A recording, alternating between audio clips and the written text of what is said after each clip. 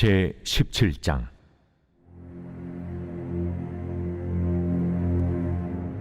유다의 죄는 금강석 끝 철필로 기록되되 그들의 마음판과 그들의 제단 뿔에 새겨졌거늘 그들의 자녀가 높은 언덕이 푸른 나무 곁에 있는 그 제단들과 아세라들을 생각하도다.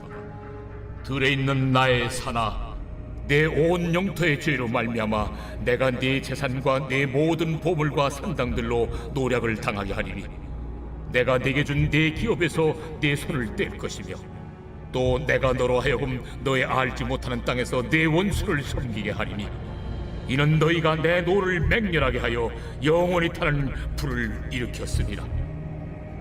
여호와께서 이와 같이 말씀하시니라.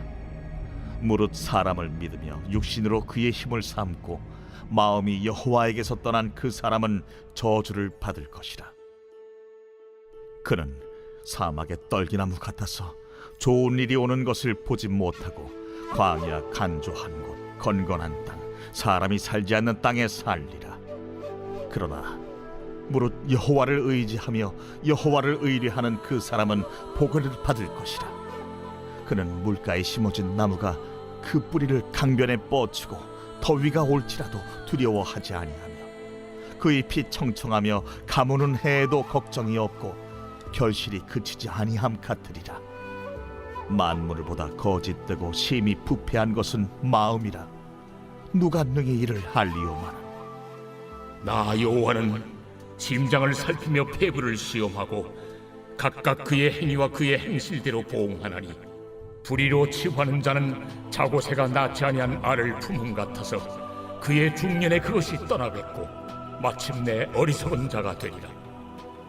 영화로우신 보좌여, 시작부터 높이 계시며 우리의 성소이시며 이스라엘의 소망이신 여호와여, 무릇 주를 버리는 자는 다 수치를 당할 것이라. 무릇 여호와를 떠나는 자는 흙의 기록이 되오리니 이는 생수의 근원이신 여호와를 버림이니이다.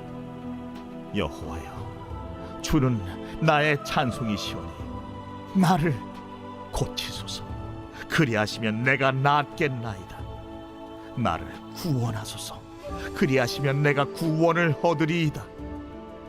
보라, 그들이 내게 이르기를 여호와의 말씀이 어디 있느냐, 이제 임하게 할지어다 하나이다. 나는 목자의 직분에서 물러가지 아니하고 주를 따라 싸우며 재앙의 날도 내가 원하지 아니하였음을 주께서 하시는 바라. 내 입술에서 나온 것이 주의 목전에 있나이다. 주는 내게 두려움이 되지 마옵소서. 재앙의 날에 주는 나의 피난처시니이다. 나를 박해하는 자로 치욕을 당하게 하시고 나로 치욕을 당하게 마옵소서. 그들은 놀라게 하시고 나는 놀라게 하지 마시옵소서. 재앙의 날을 그들에게 임하게 하시며 배나 되는 멸망으로 그들을 멸하소서. 여호와께서 내게 이와 같이 말씀하시되, 너는 가서 유다 왕들이 출입하는 평민의 문과 예루살렘 모든 문에 서서 무리에게 이르기를 이 문으로 들어오는 유다 왕들과 유다 모든 백성과 예루살렘 모든 주민인 너희는 여호와의 말씀을 들을지어다. 여호와께서 이와 같이 말씀하시되, 너희는 스스로 삼가서 안식일에 짐을 지고 예루살렘 문으로 들어오지 말며 안식일에 너희 집에서 짐을 내지 말며 어떤 일이라도 하지 말고 내가 너희 조상들에게 명령함 같이 안식일을 거룩히 할지어다. 그들은 순종하지 아니하며 귀를 기울이지 아니하며 그 목을 곧게 하여 듣지 아니하며 교훈을 받지 아니하였느니라. 여호와의 말씀이니라. 너희가 만일 삼가 나를 순종하여 안식일에 짐을 지고 이 성문으로 들어오지 아니하며 안식일을 거룩히 하여 어떤 일이라도 하지 아니하면 다윗의 왕에 앉아있는 왕들과 고관들이 병거와 말을 타고 이 성문으로 들어오되 그들과 유다 모든 백성과 예루살렘 주민들이 함께 그리할 것이요 이 성은 영원히 있을 것이며 사람들이 유다 성읍들과 예루살렘에 둘린 곳들과 베냐민 땅과 평지와 산지와 네겝으로부터 와서 번제와 희생과 소제와 유향과 감사 제물을 여호와의 성전에 가져오려니와 그러나 만일 너희가 나를 순종하지 아니하고 안식일을 거룩되게 아니하여 안식일에 짐을 지고 예루살렘 문으로 들어오면 내가 성문에 불을 놓아 예루살렘 궁전을 삼키게 하리니 그 불이 꺼지지 아니하리라 하셨다 할지니라 하시니라. 이 세상 모든 사람들이 갖고 있는 한 가지 공통적인 바람은 아마도 내 자신이 행복하기를 원한다는 것일 겁니다. 예수님도 사람들이 이 복에 관해서만큼은 모두가 다 동일하게 원한다는 것을 아셨는지 산상수훈 말씀의 첫 번째 질문이 이것이었습니다. 어떤 삶이 행복한 삶인가에 대한 질문에 팔복으로 답하셨다는 것을 우리는 알 수 있습니다. 신앙생활을 하면서 아직도 이 행복한 삶에 관한 말씀을 여전히 받아들이지 못하고 세상이 말하는 거짓된 행복을 추구하느라 바쁘고 조급하게 살아가는 사람들이 있습니다. 우리는 이 예수님의 가르침으로 돌아와야 합니다. 진정 우리에게 유익이 되는 것은 우리를 참된 행복으로 인도하시는 분은 세상이 말하는 그 무엇이 아니라 하나님 자체라는 사실을 깨달아야 합니다. 우리의 심령을 가난하게 만들어 천국을 주시는 하나님이 보물이시고 우리를 애통하게 만들어 위로자로 세워주시는 하나님이 우리의 참된 행복이며 하나님의 영원한 생명 안에 사는 삶, 말씀 안에 사는 삶이 행복한 삶임을 확신해야 합니다. 오늘 예레미야 17장 7절 말씀에도 동일하게 선포되고 있습니다. 그러나 무릇 여호와를 의지하여 여호와를 의뢰하는 그 사람은 복을 받을 것이다. 하나님을 의지하고 하나님께 의뢰하는 그 사람이 행복한 사람이라고 말씀하고 계십니다. 흔히 우리가 생각하는 어떤 기준에 미쳐야지 우리는 복받을 수 있다가 아닙니다. 인간들은 자꾸 하나님이 바라시거나 심지어 요구하시는 뭔가 좋은 조건을 찾아 그것을 하나님이 주시는 복의 정당한 근거로 삼으려고 노력합니다. 어떤 조건에 이르러야 행복한 자이고 복된 사람이라고 말씀하신 적이 없다는 사실을 우리는 기억해야 합니다. 다만 예수님께서 말씀하신 복된 사람은 마태복음 4장에서 언급했던 병자들, 고통당하는 자들, 귀신 들린 자들, 중풍병자들처럼 천국과는 전혀 거리가 먼 자들일지라도 하나님 나라의 통치 안으로 그분의 힘을 의지하는 모든 자들이 바로 진짜 복을 누리는 사람이라고 말씀하고 계시는 겁니다. 다시 말해 복을 뭘 받고 뭘 갖고 하는 받는 복이 아니라는 것입니다.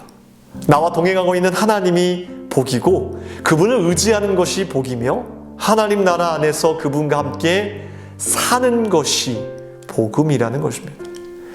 오늘 예수님이 만약 이곳에 오셔서 이 말씀을 다시 하신다면 분명 말씀은 달라질 것입니다. 새벽마다 씨름하며 하나님께 기도하는 네가 복이 있다. 자녀를 키우느라 온갖 고생하며 헌신하지만 알아주는 이 없는 그리고 속상해하는 네가 복이 있다. 주님의 음성을 기다리지만 여전히 그 길이 보이지 않아 속상해하는 너, 네가 진짜 복이 있다고 말씀하실 것 같습니다. 이 복을 누리고 있는 자가 진정 형통한 삶입니다. 하나님은 오늘 이 형통한 삶이 어떤 삶인지 오늘 우리가 쉽게 이해할 수 있도록 한 가지 이미지를 주셨어요. 오늘 8절 말씀입니다. 그는 물가에 심어진 나무가 그 뿌리를 강변에 뻗치고 더위가 올지라도 두려워하지 아니하며 그 잎이 청청하며 가무는 해에도 걱정이 없고 결실이 그치지 아니함 같으리라. 여기 사용된 이미지가 시냇가 옆에 심긴 나무 이미지입니다. 바깥 상황이 어떠하든 나무의 뿌리가 수원까지 깊이 뿌리 내리면 나무의 생명력은 계속해서 지속되는 것입니다. 그 결과로 풍성한 열매가 맺히고 잎에는 늘 생기가 충천하다는 겁니다. 여러분, 형통은 하나님의 율법이라는 생명에 뿌리를 내린 영혼만이 누릴 수 있습니다. 말씀과 영혼은 뗄래야 뗄 수 없는 절대적 필수 관계라는 사실을 날마다 기억해야 합니다. 그러나 문제는 하나님께서 말씀하시는 이 형통한 삶, 이것을 실제로 누리는 성경의 인물들을 보면서 우리는 이렇게 생각합니다. 그냥 이상적인 인간의 상일 것이야. 그래도 희망적인 사람은 그의 삶의 일부분만 받아들입니다. 그러나 대부분 불행하게도 불가능한 꿈으로 남아있다는 것입니다.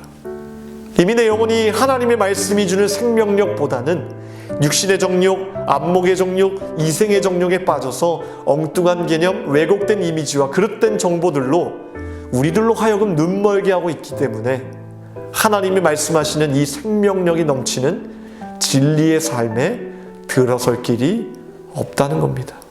거기다가 삶을 살면서 겪게 되는 상처가 더욱 우리의 영혼을 눈멀게 하고 있는지 모릅니다. 그렇습니다.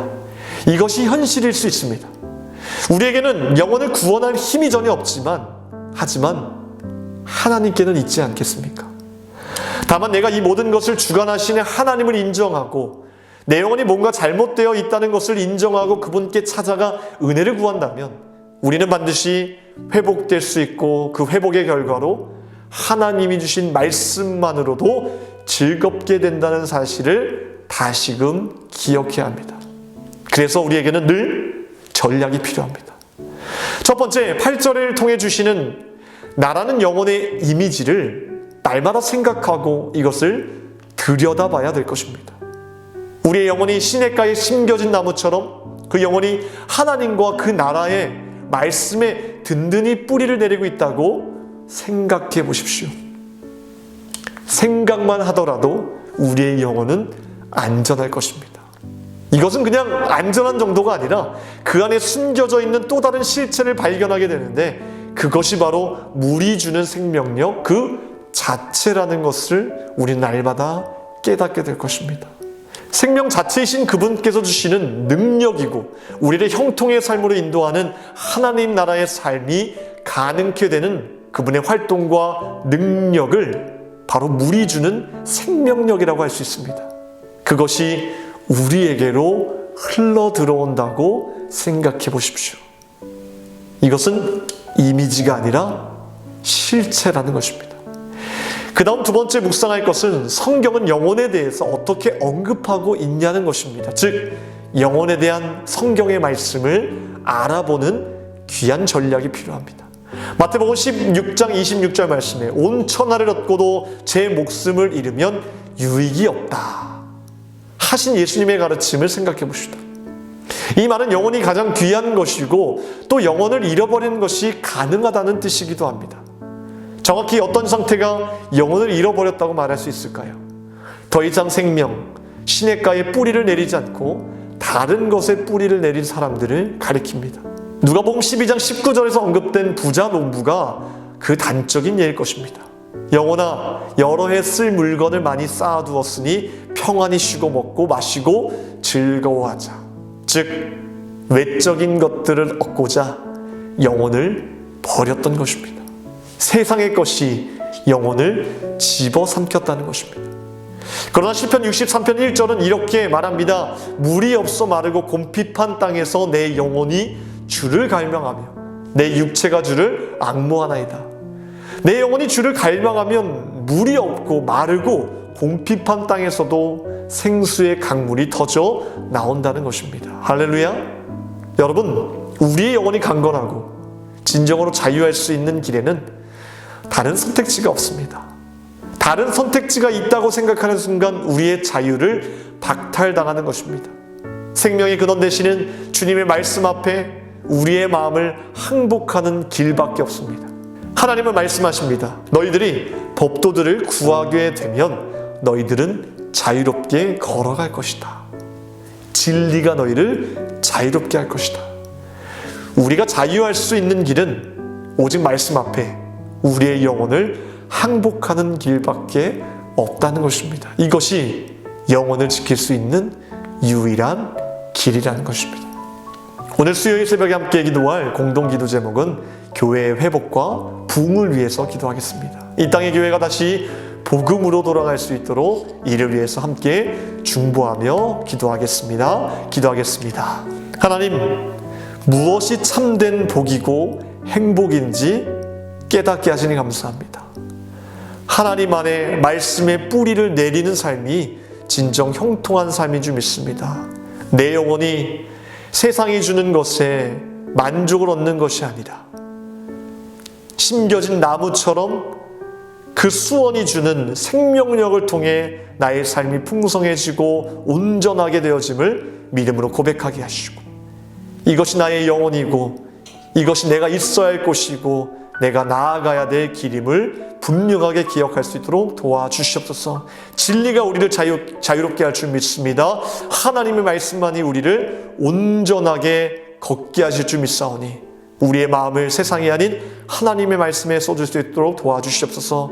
교회와 세우신 주의 사자 목사님 강건하게 붙들어 주시며, 하나님 교회가 하나님의 말씀을 통해서 하나님을 서 있게 하시고 능력의 말씀을 만방에 선포할 때 죽어가는 심령들이 돌아오게 되는 놀라운 역사를 이루어 주시옵소서. 이 모든 것 감사드리오며 우리를 원하신 예수 그리스도의 이름으로 기도합나이다. 아멘.